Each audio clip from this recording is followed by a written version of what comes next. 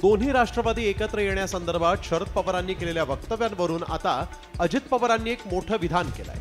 आगामी काळात पक्षातील गळती थांबवण्यासाठी शरद पवारांनी तसं वक्तव्य केलं असेल असं अजित पवारांनी राष्ट्रवादीच्या बैठकीत नेत्यांना सांगितल्याची माहिती सूत्रांनी दिलेली आहे। सध्या दोन्ही पक्ष एकत्र येण्याबाबत वरिष्ठ पातळीवर कोणतीही चर्चा नाही असंही अजित पवारांनी स्पष्ट केलं। ज्या भेटी आहेत त्या एका वेगळ्या कार्यक्रमाच्या निमित्ताने त्या भेटी होत आहेत। याच्यामध्ये कुठलाही राजकीय हेतू किंवा राजकीय काहीतरी पुढची भूमिका समोर ठेवून त्या भेटी होतात असं नाहीये। माननीय अजितदादा पवार साहेबांच्या नेतृत्वाखाली महाराष्ट्रातील सर्व लोकप्रतिनिधी असतील, संघटनेतील पदाधिकारी असतील यांनी घेतले आणि या क्षणाला तरी कुठलाही प्रकारचा प्रस्ताव राष्ट्रवादी काँग्रेस पार्टी शरदचंद्र पवार गटाकडून आलेला नाही।